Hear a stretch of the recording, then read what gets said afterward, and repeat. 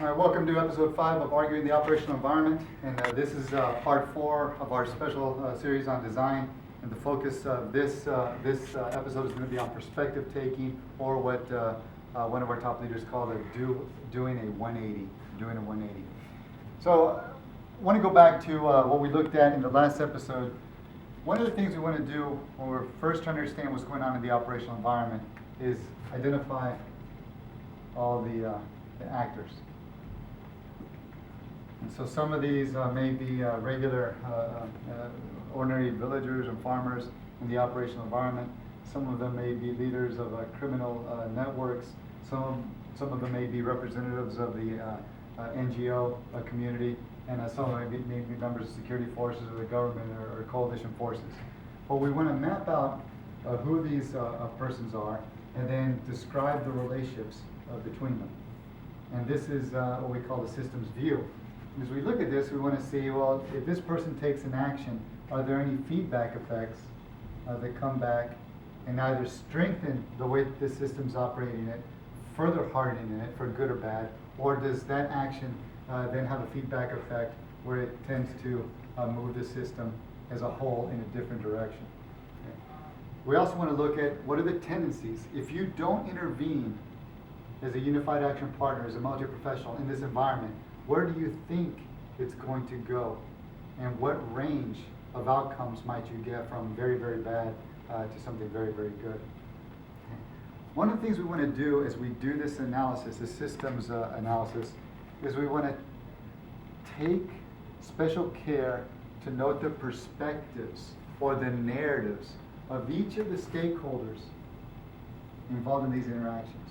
So we want to, as best as possible, get inside the heads of each of the stakeholders and identify what it is that they're thinking. Now, the best way to do this is to ask.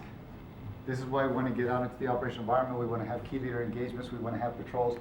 We want to read local newspapers. We want to listen to the media. We want to do everything we can to find out all the different views, the many different views there are of understanding the same set of circumstances. Because a commander, when he's first looking at this situation as a whole, he's trying to come up with his own narrative, with his own story that describes what's going on. The best way for him to do this is by taking account of all the narratives that are out there already. Okay. One of the things that General McChrystal talks about, and he's on a book tour right now talking about his book, My Share of the Task, is he talks frequently about having to take the perspectives of the other persons in the operational environment.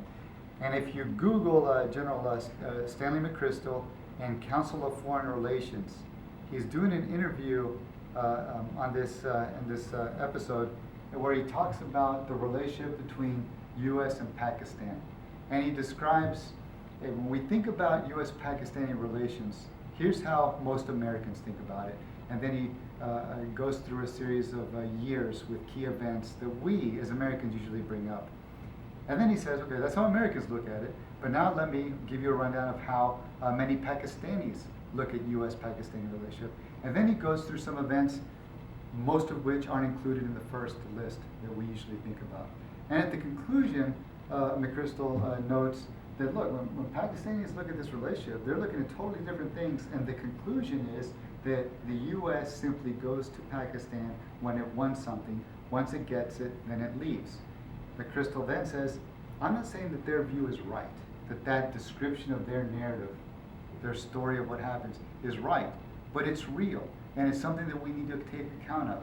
So he frequently practices perspective taking, attending to what the narratives of the stakeholders are in the operational environment, and he teaches those persons as a leader who have to understand the operational environment, he teaches them to, quote, do a 180.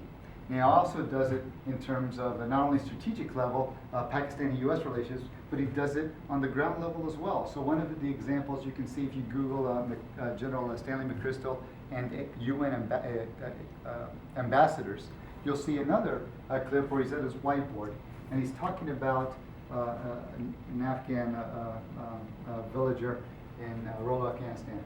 And what he says is, he puts a stick figure up and he'll say, This is the Afghan villager. And what happens is that coalition forces come in,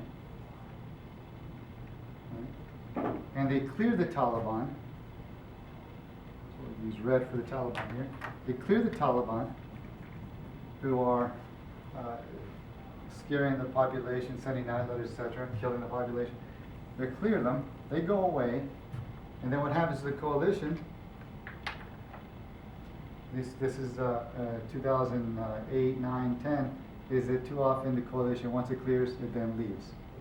And then this villager is left wondering, who am I going to support? Well, I know that as soon as the coalition forces leave, all that's going to happen is that the Taliban are going to come back into the village, and they're going to punish me for supporting the coalition forces. So, look at it in terms of rational actor analysis. I'm not going to support the coalition because I know they're only here for a short amount of time. So what General McChrystal recommended is that once we come into an area, we clear the Taliban, they go away, and then we stay. And we stay with the Afghan National Security Force representatives, soldier and police, and we stay there and we help them build. And what he did in this simple segment with the ambassadors is he puts himself in the place of the villager so he can try to see what it is that they think about the system that's going on. He does the same thing with a farmer who's wondering whether he's going to grow coffee or whether he's going to grow, say, wheat.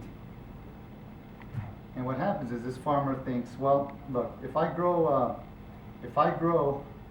a wheat, I'm the one who has to take the risk in picking up the seeds, and once I produce a wheat, I then have to take it to the market. And that means me getting on roads as an Afghan farmer. That means me likely getting killed. Whereas the Taliban, well, they will provide the seeds for the poppy to the villager, and then to the farmer. And then once the poppy is mature, the Taliban comes and they'll pick up the harvest and take it away, so that the farmer never has to undergo any risk. Once again, it's another example of General McChrystal, one of our finest leaders, doing a 180, taking the perspectives, taking the narratives of others. So as we wrap up, what we have to do then is think through what it is that design does in order to help the commander understand the operational environment. We've talked about the design ethos. A commander has to be confident enough in his abilities that he allows collaboration, dialogue, competition of ideas to take place. The commander also has to encourage his staff, and with his staff, take a systems view of the operational environment so he can understand it and then think of creative ways to intervene in it. And then he also has to take, do what McChrystal says, and do a 180 to take account of the perspectives of the many stakeholders in the operational environment. Thank you very much.